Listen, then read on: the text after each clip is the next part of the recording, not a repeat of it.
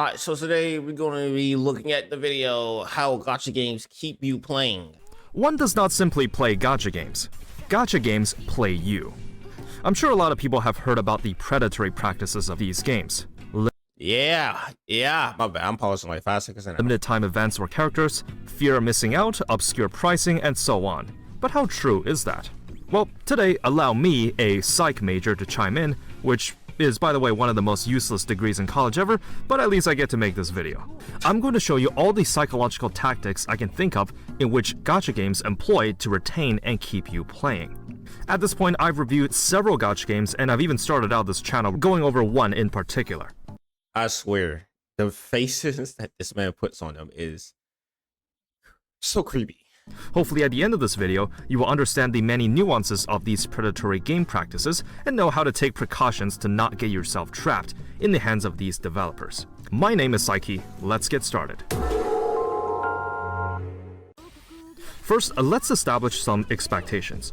By its core, gacha games, and by extension live service games, have two primary goals in mind: to have players play the game for as long as possible, and spend as much money as possible. But this makes sense if you think about it. As part of the player base, you would want your game's popularity to grow, and want to keep the developers within good financial status so that they can continue to make meaningful updates to the game you enjoy. I am also one to believe that the monetization and retention techniques don't have to be abusively implemented. One expectation I do have, which I understand some people may have critiques about, is endgame optimization. In a gacha game, this is handled by one of two ways. The first is by making endgame upgrades very grindy, taking up resources that may take a while to obtain. This approach guarantees progression, albeit very slowly at a time. You know that It's true. Like, basically what they do is, I mean, all games do this, right? And it's like a game that wants you to keep playing for more and more time. They lock things behind certain things, and then they like, all right, you got to grind to get this. I mean, that's literally what a battle pass is. All it is materials that they could have gave you for free up front, but they decide to first make you pay and then lock it behind levels, so that way you got to do these missions to do these levels. But it's a term on the levels and missions that come out per day, so you got to grind your way up there to end up being able to get this. And like, I mean, it's obvious, right? Farming every little bit of resources gets you closer to that final upgrade, and that is progression on your account. The light is at the end of the tunnel, you just have to get there. The second approach is by implementing an RNG gearing system. This is one I hate the most, because, you know, the RNG gear system is rigged against you. You can get 500 gears and probably not get a crit. I mean, that's insanely bad luck right there. I'm gonna be honest with you, do that, but still, it is possible. It happened before. Will be your artifacts in Genshin. By making endgame progression chance-based, players won't know how close they are to their desired late-game build, since anything can happen with any given artifact. The advantage with this system is that you could get lucky, and instantly be able to get a viable piece of gear on your first try. But the disadvantage, as you may have guessed, is that you could farm for weeks or even months and not get what you want. Like what? Like most people, not even most people, like most like YouTubers, like I'd be like, I farmed for like 6 months to get this perfect piece, like stuff like that. I mean, that stuff do happen. That's why I don't really build my characters to perfection. I build them to be able to be good enough that I can beat the thing. Because if I'm building the characters to perfection, I want the perfect stats, and the perfect stats may not come for a minute, because then you got to roll, and that's where the dangerous part comes in, because it's like making progression an all or nothing scenario. I do expect either of these systems to be in place for any given gacha game. The question is, how well is it implemented? I try these games. I still hate woo-ahs. I'm gonna be honest, like the going around collecting monster thing was fun when it first came out, but now I still hate it. I'm gonna be honest. Because some of them are pretty fascinating. I think for whatever reason, gacha games are home to some of the best storytelling. The gameplay loops are simple, and unlike traditional live services, it's quite easy to jump into and play, considering most are mobile games and require relatively little maintenance. So for a bit of disclaimer, I tend to be a bit more skeptical when it comes to playing and reviewing gacha games, but that doesn't mean that gacha games can't be fun. In my early YouTube days, I played indie roguelikes, which was a far cry from the content I cover today. In case you're wondering why my gacha reviews always seem to be in the 7 or 8 out of 10 mark, this is because having gacha oh no, it's IGN all over again, all this stuff. Mechanics in a game, in my opinion, is already predatory in nature, no matter how good the story, sound design, or lore are. A gacha game cannot receive a 10 out of 10 rating. It just feels rather disgraceful to compare to something like Elden Ring or Baldur's Gate 3. Now, don't because those games was made in the sense of play through the whole game. If you like it, you like it. If you don't, you don't, whatever. Versus gacha games is made in the sense of it evolves around the gacha system. So everything evolves around how can we get these people to spend money and more and more. So yeah, it makes sense. It makes sense why it couldn't be a 10 out of 10 because I mean, literally, it can't be a 10 out of 10 because it's predatory practices. Don't get me wrong, I find gacha games to be fun and interesting, but the vast majority of the time, the maximum I will grade a gacha game will be an 8 out of 10, which already means that I think it's very good. The reason I don't bring up these commonly used tactics in reviews is that we become desensitized to them since every gacha game is doing it. I know it's there, I know the nature of live service games must have some measures of player retention in place, and I know these games need consistent funding to continue its development. But I also believe that there are ways to monetize and retain players well, and ways that are not so well. I find myself having more fun in these games if you know what they're trying to do. And now I'm going to explain exactly what those predatory systems are and how you can better take care of yourself as a player. Even if there's no clear solution to combating some of these practices, I think just knowing what they're doing can help you see things more clearly. Let's start with how gacha games tend to time gate your progression. Have you ever wondered what kind of activity in the game gets you the most amount of XP or progression points while taking the least amount of time to do? Well, let's say I don't know. I actually want to most progression points, but the least amount of time to do. To be honest, the only thing I can think of right now is from Zenless, and that's like the hardest content in the game so far for me at least, which is the one where you grind the bosses, like the big bosses. That's because that gives about like 100, I think. I can't exactly remember. Take Withering Waves as a recent example. Following the footsteps of its popular predecessor, you'll notice that the two actions that will grant the most amount of XP on a routine basis are daily quests, which gives a whopping 2,000, and spending wave plates, which is that makes a lot more sense. Yeah, because they want you to come back each day, so they give you a lot. I forgot that those things even give you some, to be honest. I just do daily quests and dip out of it. In the hundreds mark for each dungeon run.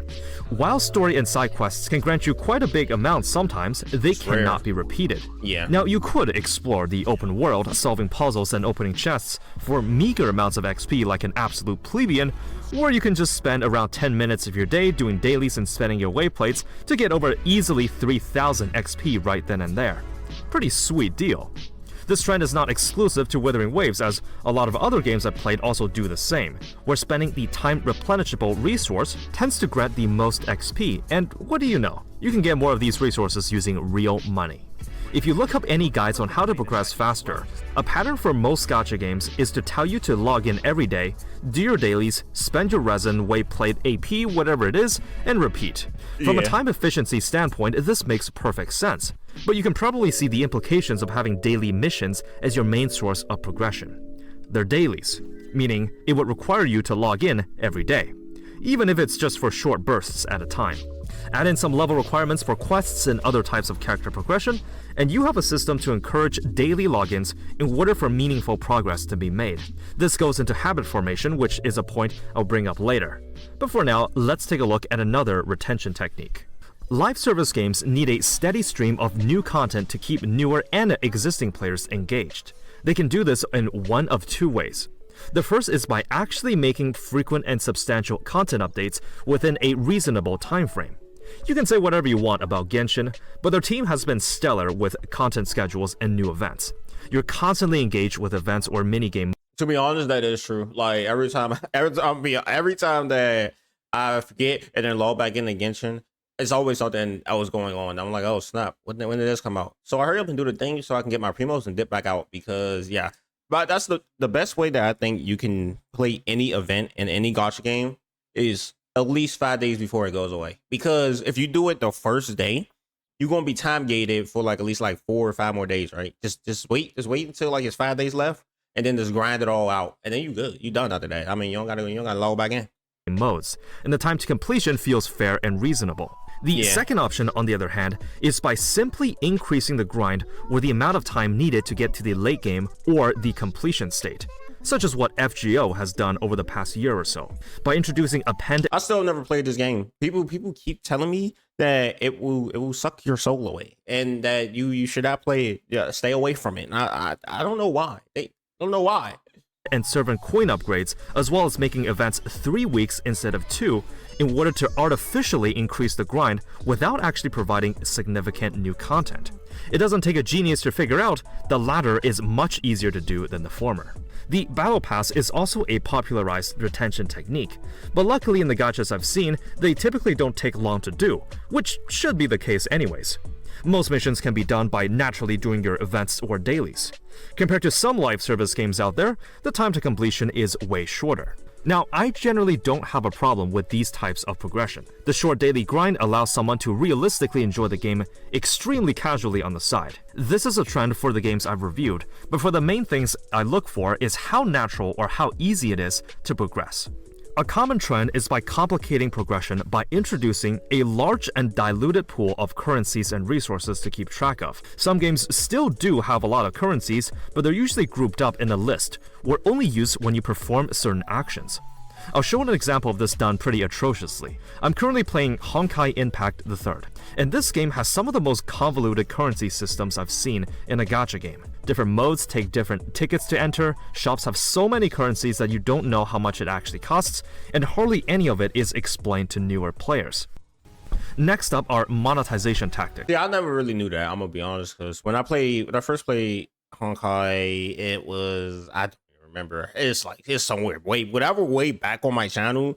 I played at least a couple of months, I think, before that. I can't exactly remember when I actually first started playing the game, but I do know, like, I'm gonna be honest, by that time I was already used to it. I was already dumb to the fact, because all the other gacha games had, like, you spend like diamonds here, but then over here it's like you spend rocks that kind of look the same but not really the exact same because they got a different name. But here you spend coins, but there you spend like rest. I was like, okay, I just automatically know what this is now.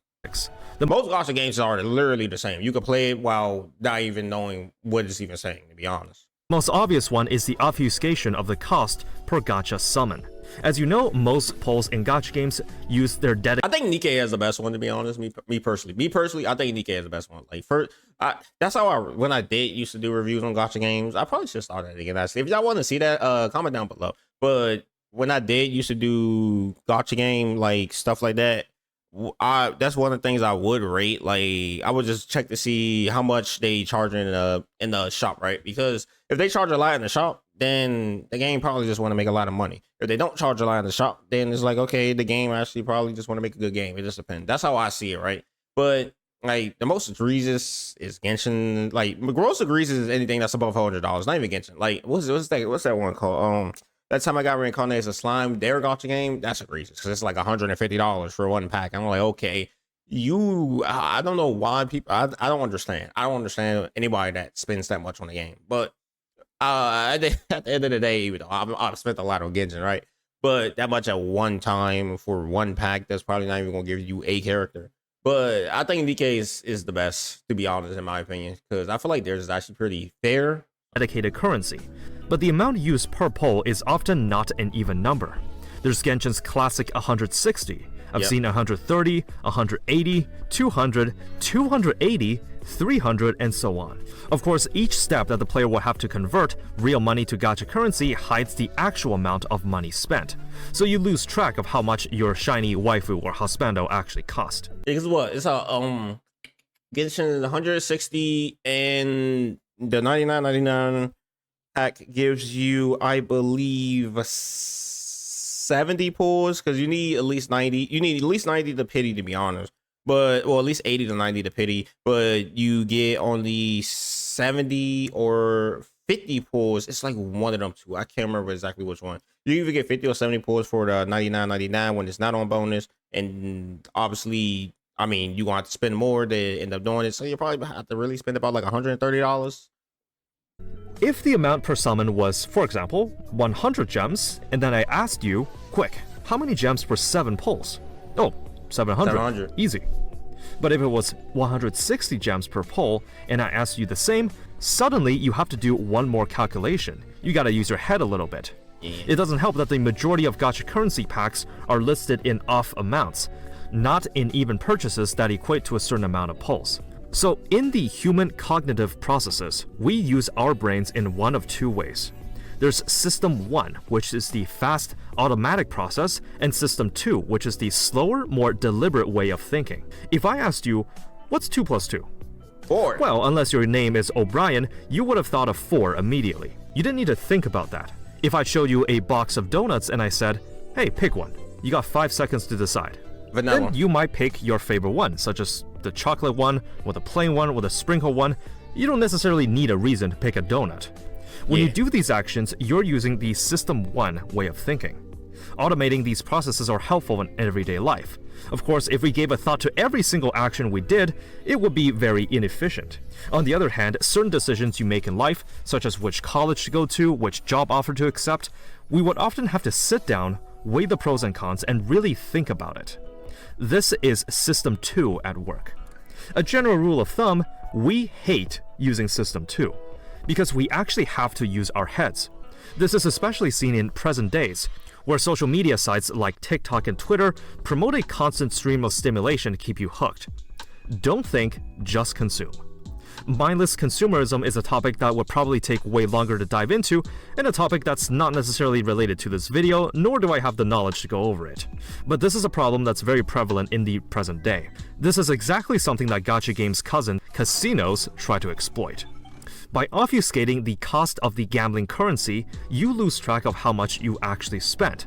And if you don't get what you want, especially if you're in the heat of the moment, you're not thinking, Just spin again. okay, so I need to spend this much money to guarantee the item I want. Instead, you're thinking, I want this, and I need to spend more money to get it. How much? I don't know, and I don't care. I'm gonna be honest. Facts. That's literally how I used to think. And then I got tired of spending money in the game. Plus, I'm also broke now, so I can't do that. But that is literally how I used to think. I was like, okay, I just need to spend this and I'm done, right? Okay, all right. So I missed. Okay, all right, we're going to spend a little bit more than that, and I'm done, right? All right, done. Let's go. I got the character. I got what I wanted. I'm happy now.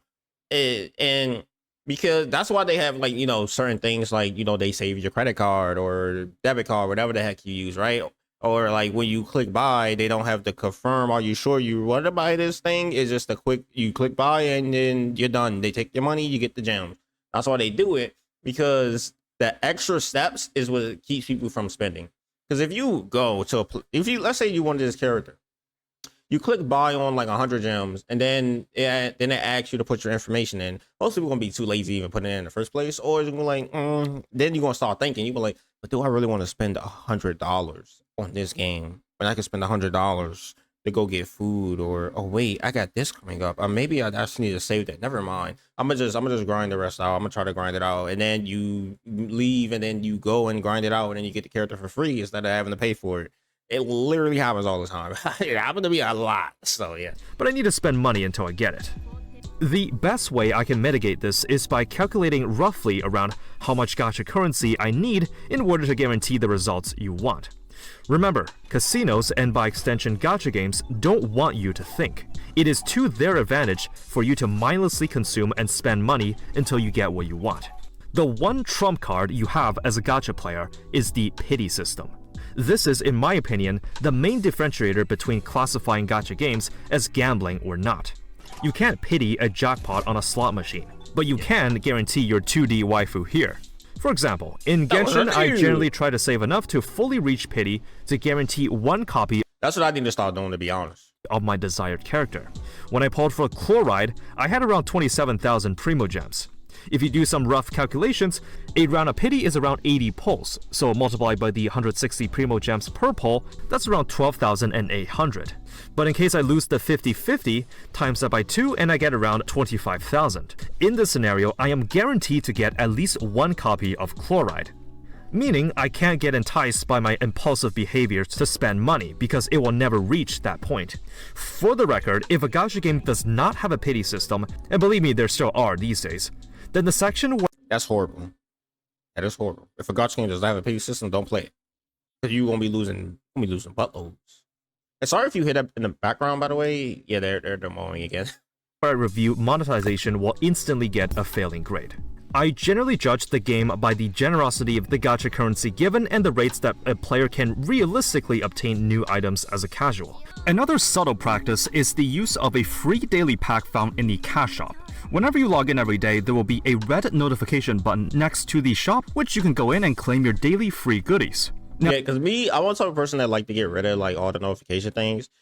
That's one of the ones that tick me off because it stays there, and then you go in there, you look at everything. It's like, oh, okay, I want everything, and it's still there, or it goes away. But then the next day it comes back because it's like go to the shop, dude, and buy something. I'm like, no, I already know everything that's in here. I don't even know that this is on sale for 100% great bonus value. I'm not buying it. I'm not buying.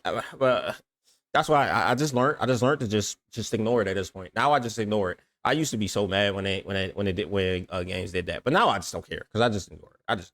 The idea for this one is that when you're in an environment where you're expected to buy things, you're more likely to spend money. Of course, in a virtual environment, this can be a bit different, but the idea is the same.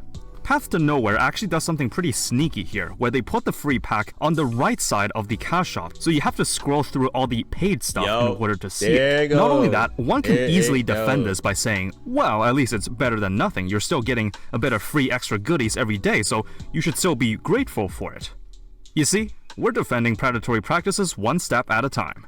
Now, here's something dangerous that some live service games might try on you. Remember System 1 and 2? Well, let's go back to that college application example. If you were offered to be accepted into 2 different colleges, you will likely have to research the backgrounds and suitability of your choice, since it is a pretty big choice in one's life. But let's change this scenario a little bit. What if you are given 2 offers, same as before, but both colleges send you an urgent email? If you don't accept the offer in 5 minutes, then both offers will be rescinded. Uh-oh, now we're running into a problem. You need to decide now. You can't rely on searching things up or really thinking about your choice. In this scenario, you're forced to use the System 1 method of thinking, when this decision really should have required System 2. You have to go by your gut instinct. Let's relate this. I see where he's going with it now. He's talking about how they time gate stuff, like time gate characters. Like, you only have 28 days to get this, by the way. Oh my gosh, you got to grind up all this currency in 28 days, or you can just give us money. Give us money.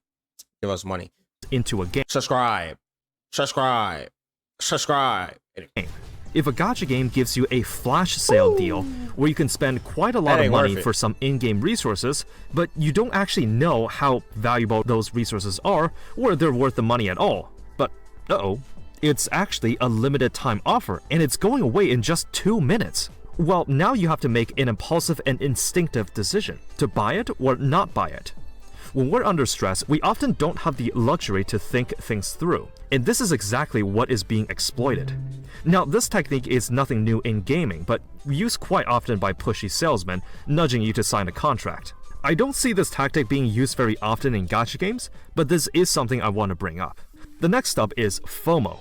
You've likely heard of this term before. It stands for fear of missing out. Limited time events, cosmetics, characters, you name it.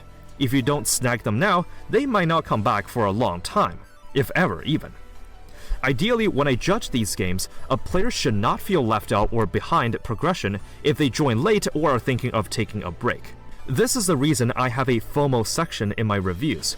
I cannot in good faith support practices of having experiences or rewards locked behind time-limited events that don't come back, especially if that event contains important lore implications or very desirable items. This is one of my biggest gripes with a lot of these games. It is very predatory in nature, and I really hope this isn't common practice when people see the success of Genshin when they do this. The effects of FOMO elements should be apparent. They force you to monitor the game constantly to ensure no rewards or events are missed. You might not necessarily enjoy playing the game, but rather it will make you feel pretty bad if you missed out on something important.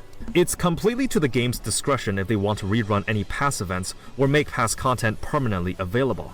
Some do it well, and some not so well. Now, something I want to bring up is that despite all these measures, getting someone to start an additional live service game is actually a very hard sell. Your time is limited. Everyone likely has existing responsibilities, such as school or work. Currently, you might play one or more gacha games. But how would you feel about adding one more to the pile?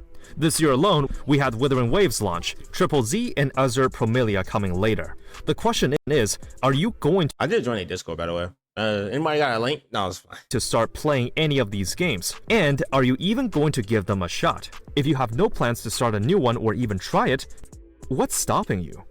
And how will any of them market itself so that you would at least give them a try? And conversely, how badly would any of the games you're currently playing mess up to make you not want to play it anymore? In the post-information age where live service games have reached full saturation, every shiny new title around the block is vying for your attention. Players today have a lot of choices of what games they want to engage with. The major difference between your traditional live service games and gacha games is that gacha games are considered way more casual and does not require a large time sink versus something like Call of Duty. It's not unusual for one to advertise itself as a side game, one you can manage on your daily commute or morning routine and be done with in like 5 minutes. The traditional gacha game today have very short daily mission routines. It's way less stressful to manage if you add 5 minutes to your daily schedule, but even with such low maintenance, when you have to juggle and micromanage so many games, you'll have to make a choice. Which ones to continue and which ones do you drop? Due to a lot of these subtle practices with retention and monetization, the choice can be quite difficult. That's why I only do a certain amount of games on my channel. A subtle way to induce FOMO is through the 30-day supply system, which is now present in a lot of gacha games. From a cost-efficient perspective, it makes perfect sense for low spenders to gain a lot of value with very little fees. But there's just one problem. As you may have guessed, if you don't log in for a day, this can make you lose out on those precious rewards. The same for Battle Pass systems too. This idea ties to something called the sunk cost fallacy, and the natural human tendency to avoid losses, aka loss aversion. I mean, you've already committed so much time and money into something, it would be a shame to stop. This is a very strong motivator to retain players, but I do have a way to combat this. The sunk cost fallacy is exactly that, a fallacy. The main misconception here is that it doesn't matter what you do, you're not getting back the money you spent. For a real-life example, it's like if you bought a ticket to a concert, but right before the event, your friends invite you to go clubbing. You know that going clubbing with friends will be fun, but since you had already spent money on the concert ticket, you're more inclined to try that out instead, even if you may not enjoy it as much. After all, it will be a shame not to go. But this is just it. No matter what choice you pick here, the money spent on the ticket is gone. The rational choice here will be to go clubbing instead, since you know that your time will be better spent. Unlike money that one can always make back, your time is invaluable. In most live service games, there is a starter pack that lets you spend a small amount of money for a big boost. This can be as little as $1 and is typically considered as your entry ticket, since once you justify spending even that They give you the $1 so you know, okay, I spent $1, and next thing you know, 100 gone. minuscule amount, you're now invested in sunk cost, and it's way easier for you to justify spending a bit more. Even if at the present time you don't enjoy the game too much, but since you know that you have invested money into it, you're more inclined to play it further. After all, it will be a shame to stop. Have you ever logged into a game you play every morning, did your dailies, and wondered, wait a minute, why am I doing this? What would happen if I just didn't log in for the day? When these retention systems are in place, it can almost make it feel like it has become part of your routine without thinking about it. This is habit building, and it is designed that way by nature. Here's my challenge to you. For tomorrow, just don't log in to any of the gacha games you play. Easy, right? Well, maybe at first, but try to think to yourself, what would you miss out if you didn't log in, and how bad would you feel about it? If you've been playing a game for long, it can be increasingly hard to quit, because you're in so deep in terms of time and money invested. Me, usually when that happens, because I do that. I just don't log in sometimes for like certain days on like any gacha game. That's because I'm chilling with friends. I'm be honest. It would be such a waste to stop now. But let me suggest something that may change your perspective on this. Imagine the total amount of money you spent on a game as the total cost of a ticket used to go see a live show. Maybe you spend nothing. Maybe you spend a couple hundred, 200, 1,000, and maybe even more. On the other hand, the total amount of time you spend playing the game is the duration of the live show itself. The show may have gone on for a week, a month, a year, and maybe even more. It may have been a very expensive ticket, and it may have been a long show. But even the best of shows must come to an end. You got your money and time's worth. Now that the show is over, it's time to go home. You're leaving the theater feeling satisfied and content that you've seen such a good performance. This is how I could imagine how letting go of a game could look like. You never wasted any money or time, it was all worth it at the end, and you're ready to move on. There's a reason I say, thank you for watching, and as always, have fun with the game. As always, have fun with the game. Thank you for watching as always, and remember, have fun out there. I think with the growing nature of live service games, we often no longer play them because it's fun, but because we would feel left out if we didn't. With all these predatory practices, I think often we forget why we play games in the first place, and it's to have fun. It's as simple as that. Which means if you're not having fun with a game, and are playing for FOMO, sunk cost, or just gambling tendencies, just stop playing. Yeah, you're not gonna have fun at all. Like, I played a lot of games like that. Then I realized maybe I shouldn't, and I just play just to have fun. It's way better.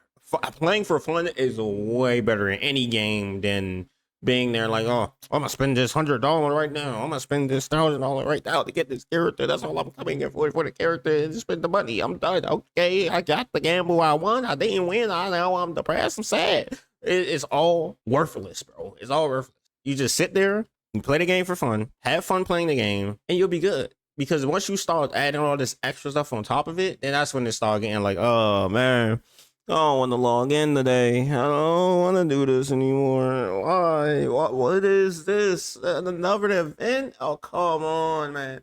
So then you done. And then the next thing you know, you're gonna quit the game and you're gonna move on and do the same things to the next one.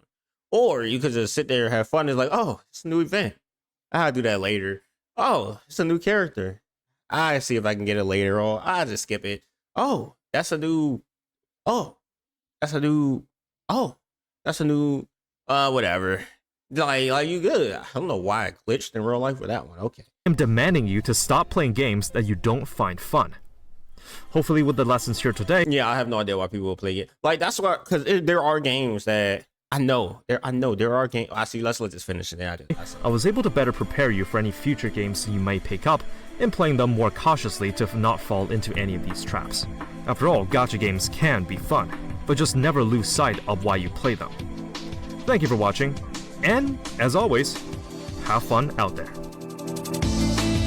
Yeah, this is a good video from I think his name's Psyche. Something like that. Good video. Link will be down in the description for it. Make sure you go follow this man, bro, because that was like I said, that was a pretty good video. But I know one thing that I did want to say. Let me mute that, and I'll just have this play in the background like that. At the end when he was like, have fun, yeah, because if you don't have fun in a gacha game, I mean, it's no point of playing it.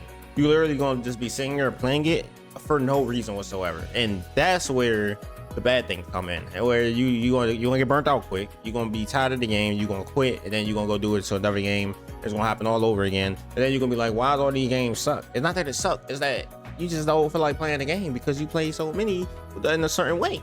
Like, that's why I learned, because I used to play, I'm be honest, I used to play Genshin like kind of hardcore, like when it first came out, and then I like, oh my gosh, I realized because I quit that game so many times it came back. But it was more of I quit because I think I got what I did. Like, one of the biggest ones was I accidentally spent all the little moon resin things at once, and that's that 600 resin. I was like, my resin never going to replenish. I'm good. I don't want this anymore. So I quit, and then I came back and I was like, wait. I came back because I was like, hold on, why did I quit? Like, I don't have to use all this resin in a day to go get the other stuff. I could just use it whenever I want to, grind what characters I need to grind, and just be good. And I just stopped playing it for fun, stopped playing it casually. It's done. That's why, like, 'cause I know there are games that I can cover that would boost me up in the hour of all that way more than what I get now. But I choose to play games that I'm gonna have fun with and that I know I can make videos on that y'all would have fun watching. Because, like, if I just did it just for the views, then at that point, I mean, to be honest, I would like this job. I this type of a job, but I would not like doing this because it would be horrible. I would be honest, that would be horrible. That's why some people where they made their whole life into one video game, and then next thing you know, now they playing this game that they don't really like because they've been playing it for like 40 years, and they like, oh, I totally like this game. Oh no, I don't. I want to play a different game. They go play a different game, or they too scared to try out a different game, and then next thing you know, they're just keep playing the same game over and over and over again. That's why I saw my channel, because to be honest, my niche is weird, because that's why the YouTube algorithm don't even know, because it's like, wait, yo, you playing Conquer Star Real or you playing Zilla Zone Zero? Which people do I bring this to? I mean, like, ways, when did this come in to get Genshin? I mean, we saw you playing Genshin a while back. We saw you stop. Are you still doing that? Nikkei, why is Nikkei in there? What? I don't know where to send it all out. So that's why. But yeah, like, because I couldn't stick to one game, but I want my channel to be multiple games, because I want to know that I will be playing multiple games. I mean, that's about it. But that's about it. Yeah, that's about it, to be honest. Because when you stick to one particular game, you become that YouTuber for that game, unless you can break out of it easy. And it's hard for a lot of people to do that, no matter how big or small they are, right? But other than that, I say, yeah, that's literally about it. Make sure you guys like, comment, subscribe if you're new. Don't forget to share the video, and remember to go like the video down in the description, because I'm gonna be honest, this video is actually pretty good. It's actually pretty fire. But other than that, I see you guys in the next one, and hit that subscribe button. Let's go to 1.2K. By the end of the month. I'll see you guys in the next video. Peace out.